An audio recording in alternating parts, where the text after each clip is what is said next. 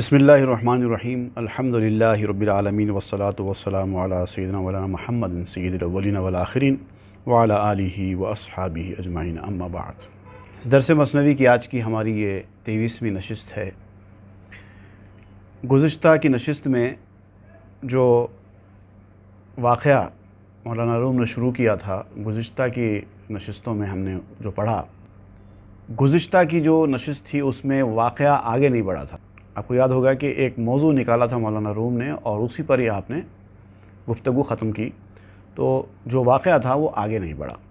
واقعہ کہاں رکا ہوا ہے، ایک بار میں آپ کو سرسری طور پر یاد دلا دوں کہ یہودی بادشاہ کے ظلم و ستم کو روکتے ہوئے عیسائیوں کے خلاف ایک وزیر نے بادشاہ کے یہ مشورہ دیا تھا کہ آپ اس طرح سے قتل و غارت گری کریں گے تو رعایا آپ کے خلاف ہو جائے گی، جو آپ کی حکومت کے لیے خطرہ ہے۔ عیسائیوں کا دشمن میں بھی ہوں اور آپ بھی ہے، تو ان کو اس طرح سے کھلے عام قتل کرنے کے بجائے ان کے اندر شر اور فساد پیدا کرتے ہوئے ان کو آپس میں لڑانا چاہیے، اور یہ زیادہ مؤثر ہتھیار بھی ہوگا اور اس سے ہم پر بھی کوئی آنچ نہیں آئے گی۔ تو اس منصوبے کے تحت وہ وزیر یہودی اپنے آپ کو عیسائی بنا کر عیسائیوں کے بیچ میں جاتا ہے، وہاں پر جا کر اس نے عیسائیوں کے گروہ بناتا ہے اور ایک ایک گروہ کا ایک ایک لیڈر بناتا ہے، ان کے ساتھ دوستی کرتا ہے، ان کے ساتھ اپنی علمیت جھاڑتا ہے، اپنے آپ کو ایک عالم، ایک مبلغ کی طرح ظاہر کرتا ہے اور ان کی محبتیں جیتنے میں کامیاب ہو جاتا ہے، ان کا اعتماد جیتنے میں کامیاب ہو جاتا ہے۔ اب جب وہ اعتماد جیتنے میں کامیاب ہو جاتا ہے تو بادشاہ نے اس سے کہا کہ اب وقت آ گیا ہے کہ تم اپنا کام کرو، اپنا جو ہے تیر چلاؤ تاکہ اپنا مقصد حاصل ہو سکے۔ تو اب یہاں پر اس نے تیر چلانے کا پہلا مرحلہ شروع کیا۔ وہ کیا اس نے، جب محبتیں پیدا ہونا شروع ہو گئی، جب دیوانہ وار لوگ اس کو عیسائی، اس یہودی وزیر کو چاہنے لگ گئے، اس کے مرید بن گئے، اس کے محبت میں گرفتار ہو گئے، اس سے عقیدت رکھنے لگے، اس پر اعتماد ان لوگوں کا بڑھ گیا، تو اس نے اس اعتماد کو، اس محبت کو اور مضبوط بنانے کے لیے ایک عجیب و غریب قسم کا طریقہ اختیار کیا۔ وہاں پر اس نے کیا حاصل کرنا چاہا، اس کا بیان بعد میں آئے گا۔ فی الحال یہاں پر وہ بیان کرتے ہیں کہ اس نے کیا کیا۔ اس کا عنوان دیا گیا ہے مکر کردنے وزیر و در خلوت نشستن و شور افگندن در قوم، یعنی وزیر کا فریب کرنا قوم کے ساتھ اور تنہائی میں جا کر بیٹھ جانا، سب سے دور ہو کر بیٹھ جانا اور اس طرح سے قوم میں ایک قسم کی شورش، ایک قسم کا ہنگامہ پیدا کر دینا۔ دیکھیے، پہلے جب انسان کسی سے دور رہتا ہے تو کسی کو کوئی فرق نہیں پڑتا۔ اگر آپ ابتدا سے ہی گوشہ نشین ہیں، خلوت گزینی میں ہیں، سب سے دور ہیں، تو کوئی بھی آپ کو نہیں پوچھے گا۔ لیکن آپ قوم کے بیچ میں جا کر اپنا مقام بنا کر لوگوں کے دلوں میں اپنی عزت، اپنی محبت پیدا کرنے کے بعد جب لوگ آپ سے اٹیچ ہو جائیں، جب لوگوں کا اعتماد آپ کے اوپر ہو جائے، جب لوگ آپ کو دیوانہ وار چاہنے لگ جائیں، اس کے بعد اچانک ہی آپ غائب ہو جائیں گے، سب سے دور ہو جائیں گے، تو ایک ہنگامہ برپا ہو جائے گا، کیونکہ ان کو آپ کی عادت ہو گئی ہے۔ تو اس نے اس طریقے کا فریب یہاں پر شروع کیا۔ چوں وزیر ماکر بد اعتقاد دین عیسیٰ را بدل کر دس فساد، جب وہ ماکر کہتے ہیں مکر سے، مکار، جب مکار اور اس بد اعتقاد وزیر نے حضرت عیسیٰ کے دین کو فساد سے بدل دیا، اس میں فساد پیدا کر دیا۔ چوں وزیر ماکر بد اعتقاد دین عیسیٰ را بدل کر دس فساد، اب یہاں پر عیسیٰ علیہ السلام کے اس دین میں فساد برپا کرنا اس نے جو شروع کیا، تو اس نے کیا کیا، مکر دیگر آں وزیر از خود ببست واز را بگذاشت در خلوت نشست۔ تو اب پہلے تو اس نے یہ فرسٹ جو اس کا منصوبہ تھا وہ آپسی تفرقہ پیدا کرنا، گروپس بنانا، فرقہ بندی بنانا، پہلے اس نے یہ کر دیا۔ جب یہ فرقے بن گئے، سب کو لیٹرز اس نے لکھ دیے، سب کے پاس الگ باتیں اس نے لکھ کے بھیج دی، تو اب وہاں پر آپس میں ظاہر بات اختلاف رائے شروع ہو گیا ان لوگوں کے بیچ میں۔ اب جو اختلاف رائے کا یہ ماحول پیدا ہوا تو اس نے اپنے آپ کو گوشہ نشین کر لیا۔ دوسرا فریب اس نے اختیار کیا، مکر دیگر آں وزیر از خود ببست واز را بگذاشت در خلوت نشست۔ دوسرا فریب اس نے یہ اختیار کیا کہ واز کہنا چھوڑ دیا اور تنہائی میں جا کر، خلوت میں جا کر بیٹھ گیا۔ خلوت کہتے ہیں ہم، عام زبان میں خلوت کہتے ہیں ہم لوگ، لیکن اصل میں وہ خلوت ہے صحیح لفظ۔ خلوت سیکلیوشن کہتے ہیں انگلش میں اس کو، سیکلیوشن، سب سے دور ہو کر کسی کونے میں جا کر بیٹھ جانا، چاہے جنگل میں چلے جائیں، چاہے کسی کمرے میں اپنے آپ کو بند کر لیں، بہرحال لوگوں سے دور ہو جانا۔ تو جو واز و نصیحت وہ کرتا تھا، اچانک اس نے اعلان کر دیا کہ آج کے بعد کوئی واز نہیں ہوگا، بس میں گوشہ نشین۔ در مریداں در فگندس شوق سوز، بود در خلوت چہل 50 روز۔ اب یہ جو اس کے مرید تھے، اس کے چاہنے والے تھے، اس کے فینس تھے، جو کچھ اس کے پاس آتے تھے، اس سے تبلیغ کی باتیں سنتے تھے، حکمت کی باتیں سنتے تھے، اچھی اچھی رہنمائی حاصل کرتے تھے، ان کو ان چیزوں کی عادت ہو چکی تھی نا، اس سے ایک قسم کا اٹیچمنٹ ہو گیا تھا۔ تو اب اس نے جب اچانک یہ اعلان کر دیا کہ اب میں کسی کے بیچ میں نہیں آؤں گا، اب میں تنہائی کے گوشے میں جا کر بیٹھ جاؤں گا، اب میں کسی سے نہیں ملوں گا، کوئی واز نصیحت، کوئی درس، کچھ نہیں ہوگا آج کے بعد، سب بند۔ بس جیسے اس نے یہ اعلان کیا، مریدوں میں اس کے کھلبلی مچ گئی، آہا یہ کیا ہو گیا؟ بود در خلوت چہل 50 روز، اور 40-50 دن تک وہ جا کے خلوت نشینی میں بیٹھ گیا، گوشہ نشینی میں بیٹھ گیا۔ اب ادھر ہنگامہ برپا ہے، آخر کیا ہو گیا، ایسا کیا ہو گیا، ایسا کیا غلطی ہو گئی ہم سے، ایسا کیا ہو گیا، کچھ کسی کو کچھ سمجھ میں نہیں آ رہا تھا۔ اچانک اس نے اعلان کر دیا کہ آج کے بعد سب بند۔ خلق دیوانہ شدندس شوق او، اس فراق حال و قال و ذوق او۔ تو لوگ جو ہے اس کے شوق میں اب دیوانے ہو گئے، جدائی کے ذوق سے اس کے حال و خال میں فراق آ گیا۔ اس فراق حال و قال و ذوق او، اس کی حال اور اس کی گفتگو اور اس کے ذوق کی جدائی۔ ایک مزہ لگ جاتا ہے نا جب انسان کسی کے ساتھ زیادہ اٹھتا بیٹھتا، ملتا جلتا، اس کے ساتھ ایک اٹیچمنٹ ہو جاتا ہے، تو اس کے بعد اچانک ہی اگر ایسے حالات پیدا ہو جائیں تو آدمی اس صورتحال کو سنبھال نہیں پاتا، تو ہنگامہ برپا ہو گیا۔ لاباؤ زاری ہما کردن دو او، از ریاضت گشتہ در خلوت دو تو۔ لوگ کیا کرنے لگے، اب عاجزی انکساری کرنے لگے، معافی چاہنے لگے، خوشامد کرنے لگے کہ آخر آپ نے ایسا کیوں کیا، آخر آپ نے ہم کو اس طرح سے کیوں چھوڑ دیا، اور وہ چلے گیا ہے ریاضت عبادت کے خیال سے تنہائی کے گوشے میں۔ اور حالت بھی اس کی یہ ہو گئی کہ جیسے کوئی آدمی مسلسل ایک مقام پر بیٹھ جانے کے بعد کبڑا ہو جاتا نا، جیسے ہم بینڈ ہو جاتا، کمر سے جھک جاتا، وہ کیفیت اس کی ہو گئی۔ مسلسل مجاہدے کرنے لگا، مسلسل مجاہدے، کھانا چھوڑ دیا، کسی سے ملنا جلنا چھوڑ دیا، بس روزوں پہ روزے رہ رہا ہے، عبادت پہ عبادت کر رہا ہے، یہ کیفیت ہو گئی۔ گفت ایشاں بے تمہارا نیست نور، بے اساکش چوں بود احوال کور۔ تو انہوں نے کہا، جا کر اس سے ملاقات کی، کہا کہ بھائی یہ کیا کر رہے ہیں آپ کے بغیر ہمارے لیے کوئی روشنی نہیں ہے، ہم کو ایسا محسوس ہو رہا ہے جیسے اب اندھیرے میں آ گئے ہیں، ہمارا حال بالکل ایسے ہو گیا ہے جیسے کسی نابینا انسان کا سہارا دینے والا چلا گیا ہو، وہ چلے گا کیسے؟ لاٹھی پکڑنے والا، بے اساکش کہتے ہیں، بے اساکش ہو گئے ہیں ہم، لاٹھی پکڑنے والے کے بغیر، سہارا دینے والے کے بغیر اندھا جیسا ہوتا ہے، وہ کیفیت ہو گئی ہے ہماری۔ کیا حال ہوگا ہمارا اب؟ اثر اکرام و از بہر خدا، بے شزیں از خود مکن مارا جدا۔ مہربانی کر کے خدا کے واسطے اس سے زیادہ اب ہم سے جدائی اختیار مت کیجیے، 40-50 دن ہو گئے ہیں آپ سے ملاقات ہی نہیں ہوئی، کب تک آخر ایسے ہی ہم لوگ رہیں گے؟ ہم کو آپ کی عادت پڑ چکی ہے، آپ کی رہنمائی، آپ کی وہ پیاری پیاری باتیں، یہ ساری چیزوں سے ہم محروم ہو گئے ہیں، اب تو بند کریے، آئیے ہمارے پاس بیچ میں، شروع کریے پھر سے واعظ و نصیحت۔ ماں چو تفلانے مو ماں را دایا تو، بر سرے ماں گستراں آسایا تو۔ ہم تو بچوں کی طرح ہیں، ماں چو تفلانے، ہم بچوں کی طرح ہیں، اور آپ ہماری دایا ہیں۔ آپ کی کیفیت ہمارے لیے، آپ کی حیثیت ہمارے پاس بالکل ایسی ہے جیسے بچوں کی دایا ہوتی ہے، وارڈن ہوتی ہے یتیم خانے میں، ویسا معاملہ ہے آپ کا، آپ کے بغیر ہم کیسا زندگی گزاریں گے؟ برسرے ماں گستراں آسایا تو ہمارے اوپر آپ کی شخصیت ایک سائے کی طرح ہے، تو یہ سایہ اب ہمارے اوپر ڈالیے، کب تک ہم بے سایہ رہیں گے؟ گفت جانم از محباں دور نیست، لیک بیروں آمدن دستور نیست۔ تو جب یہ ان کا ڈیلیگیشن اس کے پاس گیا خلوت نشینی میں، جا کے درخواست کی کہ چلیے اب آپ آ جائیے ہمارے درمیان.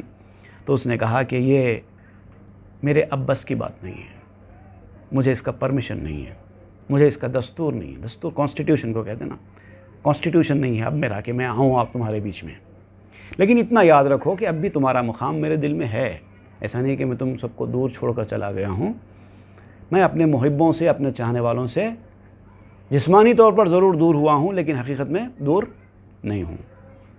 امیراں در شفاعت آمدند، وہاں مریداں در زراعت آمدند.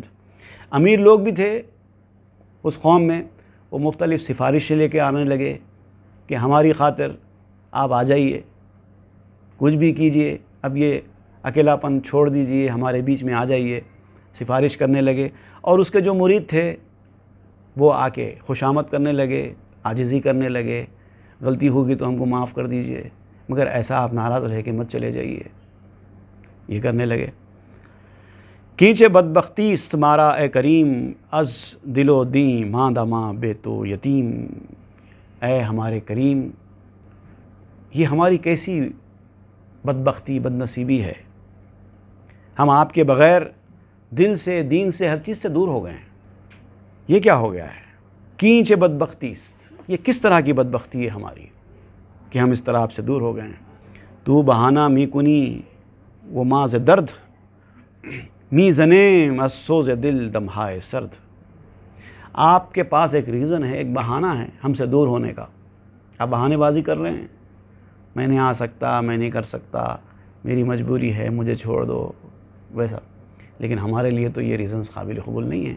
ہم تو چاہتے ہیں کہ آپ ہمارے بیچ رہیں، کیونکہ ہم آپ کی جدائی کے درد سے ٹھنڈی آہیں بھر رہے ہیں، دل میں جلن محسوس ہو رہی ہے، ہمارا دل جل رہا ہے.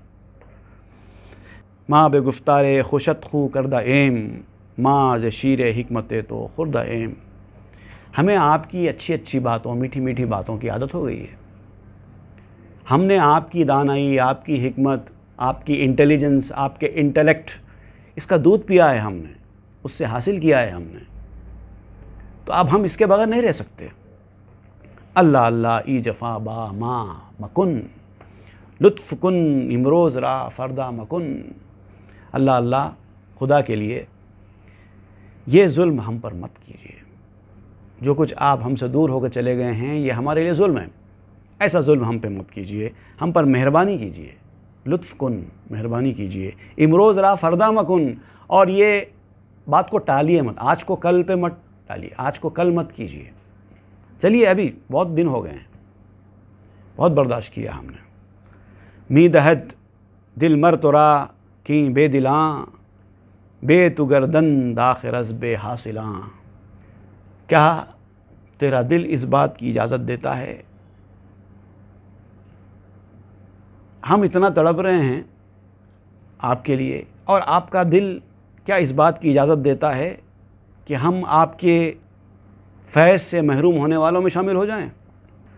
جملہ در خشکی چماہی می تپند، آب راب کشا زجو بردار بند. ہم لوگ ایسے تڑپ رہے ہیں آپ کی جدائی میں جیسے کہ مچھلی خشکی میں آ جاتی ہے. پانی میں سے جب نکال دیتے ہیں مچھلی کو تو جو کیفیت ہو جاتی ہے، وہ کیفیت اس وقت ہماری ہے. ہم کو پتہ ہے کہ ہم 40-50 روز سے کیسے آپ کے بغیر رہ رہے ہیں. آب راب کشا، اب پانی کھول دیجئے. زجو بردار بند، اور آپ کی نہر سے جو آپ نے پانی کو اپنے روک لیا ہے، اب دروازہ کھول دیجئے، اب نہر کا پانی جاری کیجئے اپنا. کب تک؟ خشکی میں تو ہم مر جائیں گے. اے کہ چوں تو در زمانہ نیست کس، اللہ اللہ خلخرا فریاد رس. آپ کی طرح اس دنیا میں کوئی ہے نہیں. چوں تو در زمانہ نیست کس، آپ کے سوا، آپ کی طرح کا اس زمانے میں کوئی آدمی نہیں ہے. خدا کے لیے خلخرا فریاد رس، لوگوں کی فریاد سنیے، لوگوں کی درخواست پر توجہ دیجیے. یہ جا کے ان لوگوں نے اس وزیر سے بہت عاجزی، انکساری کے ساتھ اس کی چاپلوسی کی، خوشامد کی. کیسا بھی آپ نکلیے، خلوت چھوڑیے، ہمارے بیچ میں آئیے. تو اب جو ہے وزیر اس کا جواب دے رہا ہے. اس کا عنوان لگایا گیا ہے دفع کردن وزیر مریدان و اتباع خدرا. اپنے ماننے والوں کو، اپنے چاہنے والوں کو اس وزیر کا دفع کرنا. مطلب ان کی درخواست پہ وزیر نے کوئی پازیٹیو ایٹیٹیوڈ یا پازیٹیو ریسپانس نہیں دیا، ان کو دفع کیا. تو اب وہ کس طرح سے دفع کیا؟ گفت ہاں اے سخرگان گفتگو، واز و گفتارو زبان و گوش جو. اس نے کہا، وزیر نے، اے لوگو، تم کو گفتگو کی عادت ہو گئی، تم گفتگو کے پابند بن گئے ہو. میں بولتا ہوں تم سنتے ہیں، اس کی تم کو عادت ہو گئی ہے. یہ واز، یہ نصیحت، یہ گفتگو، یہ زبان، یہ کان کا آپسی تعلق تلاش کرنے والوں، تم اس لیے آئے ہو نا کہ میں بھی آؤں تمہارے بیچ میں، واز کروں، اپنا منہ کھولوں، تم بیٹھ کے سنیں گے، اپنے کان کھولیں گے، اس کے لیے آئے ہو نا. پمبا اندر گوش حصو دوں کنید، بند حص از چشم خود بیروں کنید. اپنے اس کان کے اندر، حص کا جو کان ہوتا ہے، کان دو قسم کے ہوتے ہیں. جو کان ہم کو دکھائی دیتا ہے جسے ہم سنتے ہیں اس کو کہتے ہیں حصی کان. ایک حص ہے، 5 حواس ہوتے ہیں نا انسان کے، دیکھنا، چکھنا، سننا، سونگھنا، چھونا. حواس خمسہ کہتے ہیں ان کو، 5 حواس ہوتے ہیں. یہ جو کان ہے، سننے والا کان، یہ اسی میں سے ایک حص ہے. تو اس کو کہتے ہیں گوش حص والا کان. ایک اور کان ہوتا ہے باطنی کان، جو نظر نہیں آتا، تو اس کا بھی ذکر یہاں پر کر رہے ہیں. تو اپنے حصی کان کے اندر پمبا اندر گوش حصے دوں کنید، اپنے اس حصی کان کے اندر روئی ٹھونس لو. اب تک تم نے بہت سن لیا، اب یہ کان بند کرو، اب یہ کان بند کرو، اب اس کا وقت ختم ہو گیا ہے. بند حص از چشم خود بیروں کنید، اپنی آنکھ سے ظاہری رکاوٹ دور کرو. اب یہ وقت سننے کا نہیں ہے، اب یہ وقت دیکھنے کا ہے. یعنی ظاہر کو چھوڑو، باطنی کی طرف توجہ کرو. پمبئے آں گوش سر گوش سرست، تا نگردد این کراں باطن کرست. باطنی کان کی روئی کو، باطنی کان کی روئی سر کا کان ہے. یعنی اگر آپ یہ ظاہری کان کو بند کریں گے تو وہ باطنی کان کھلے گا. باطنی کان کو کھولنا ہے تو ظاہری کان کو بند کرنا پڑے گا. تان گردد ای کراں باطن کرست، جب تک یہ بہرا نہ ہو یہ کان، باطن بھی تمہارا بہرا رہے گا. تو اب وقت آ گیا ہے کہ اپنی ظاہری میٹیریلزم کو چھوڑو، اسپریچولزم کی طرف توجہ کرو. اب یہ کانوں کو بند کرو، یہ زبان کو بند کرو، اب ادھر چلو، اب وہ اسپریچولزم کی طرف چلو. وہاں کے کان کھولو، وہاں سے کچھ حاصل کرو تو پھر وہاں کی زبان کھلے گی. بے حصو بے گوش و بے فکرت شوید، تا خطاب ارجعی را بشنوید. یہ بے حص اور بغیر کان کے اور بے فکر ہو جاؤ. حص، اپنے تمام حص کو ختم کر دو، بغیر کان کے ہو جاؤ اور بے فکر ہو جاؤ، تاکہ وہ خطاب جو ارجعی آیا ہے، یہاں پر قرآن مجید کا ایک لفظ استعمال کرتے ہیں مولانا روم، جیسے یا ایتھا النفس المطمئنہ ارجعی الی ربک راضیۃ مرضیہ، تو وہاں سے ارجعی کا لفظ استعمال کرتے ہیں. اللہ کی طرف رجوع کرو، اس خطاب کو سنو. تا خطاب ارجعی را بشنوید، تاکہ تم وہ ارجعی والے خطاب کو سن سکو. اب اسپریچولزم کی طرف ان لوگوں کو راغب کر رہا.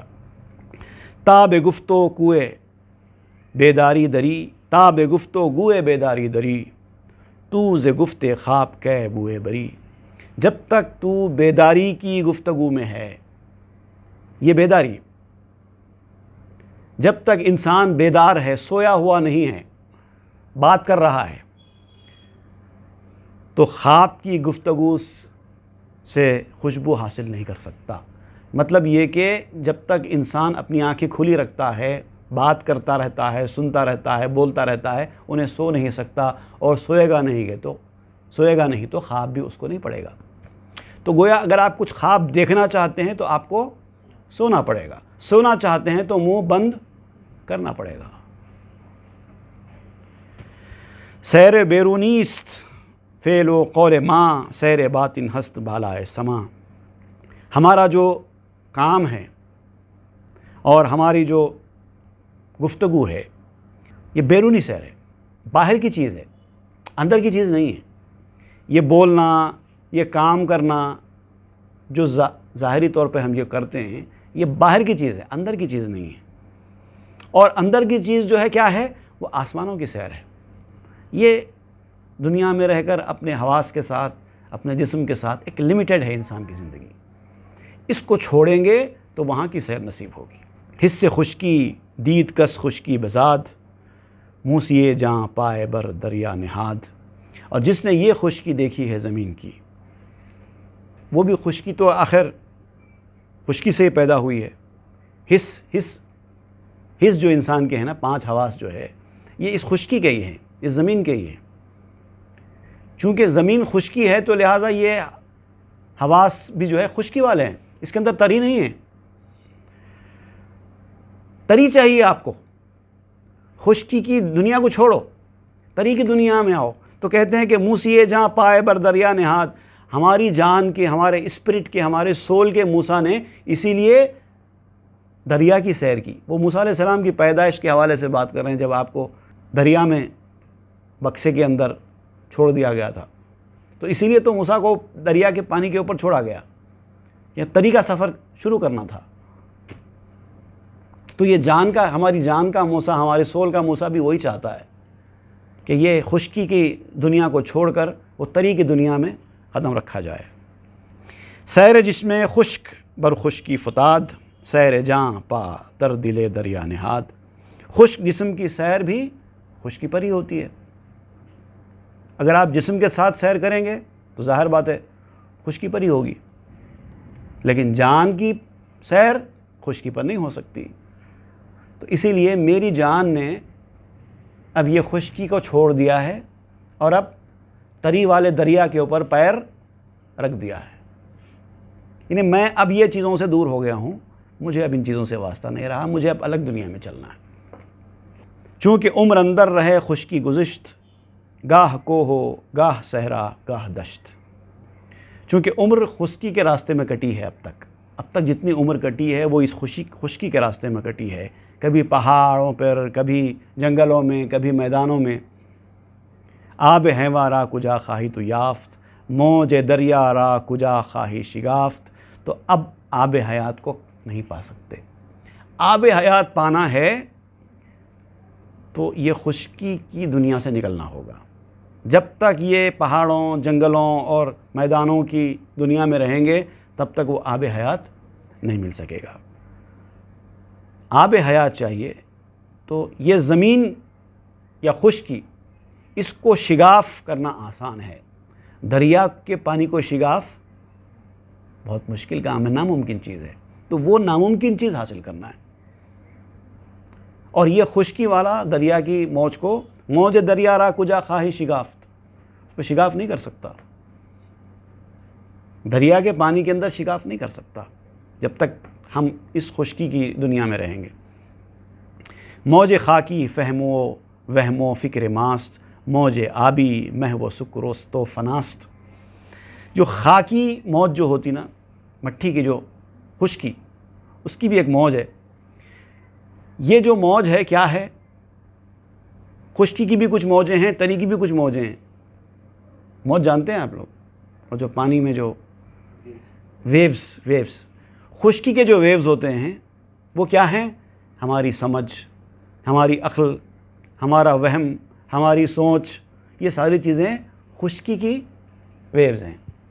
عقل سے کام لینا، سوچنا، خیال کرنا، گمان کرنا، وہم پیدا کرنا، مطلب جو چیزیں عقل سے آتی ہیں وہ خشکی کی موجیں ہیں، ویوز ہیں.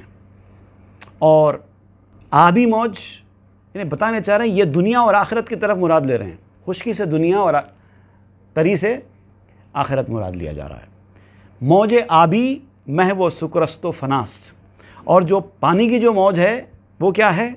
محویت ہے. محویت کس کو کہتے ہیں؟ ایک دھن میں چلے جانا، آپ کا ہوش بھی نہیں رہنا آپ کو.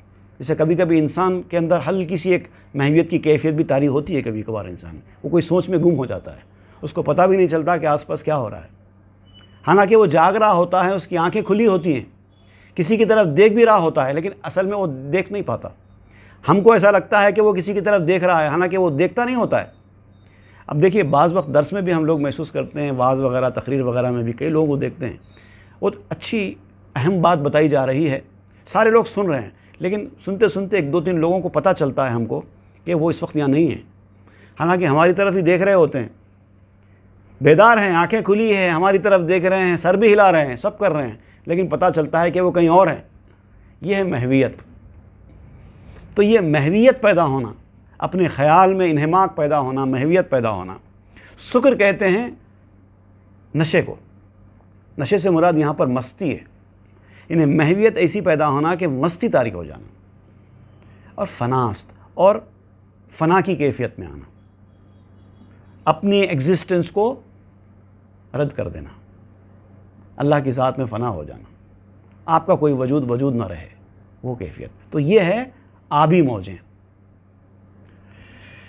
تا دری سکری ازاں سکری تو دور، تا ازی مستی ازاں جام نفور۔ جب تک تو اس سکر میں ہے، اس مستی میں ہے، اس مستی سے دور ہے۔ دنیا کی مستی جب تک تیرے اوپر چڑھی ہوئی ہے، آخرت کی مستی تجھے نہیں مل سکتی۔ میٹیریلزم کی مستی جب تک چڑھی ہوئی ہے، اسپریچولزم کی مستی نہیں مل سکتی۔ تا ازی مستی ازاں جام نفور، جب تک تو اس سے مست ہے، اس شراب سے مست ہے، دنیا کے شراب سے مست ہے، تو اس آخرت کے شراب سے نفرت کرنے والا ہوگا۔ تجھے پسند نہیں آئے گی وہ شراب، دل نہیں لگے گا اس شراب میں۔ دیکھیے یہ ایک انسانی فطرت ہے۔ آپ دیکھیں گے کچھ لوگ جن کا دل دنیا کے کاموں میں لگا ہوتا ہے، ان کا دل آخرت کے کسی کام میں نہیں لگتا، نہ واعظ و نصیحت میں ان کا دل لگتا ہے، نہ عبادت ریاضت میں ان کا دل لگتا ہے، جی چاہتا ہے کہ جلدی جلدی بھاگ جائیں یہاں سے، دل لگتا ہی نہیں، کیونکہ ان کا دل تو وہاں لگا ہوا ہے۔ تو یہاں دل لگانے کے لیے وہاں سے دل کا تعلق توڑنا ہوگا، ادھر دل لگے گا تو ادھر نہیں لگے گا، ادھر لگے گا تو ادھر نہیں لگے گا۔ گفتگوئے ظاہر آمد چوں غبار، مدت خاموش ہو کن ہوشدار۔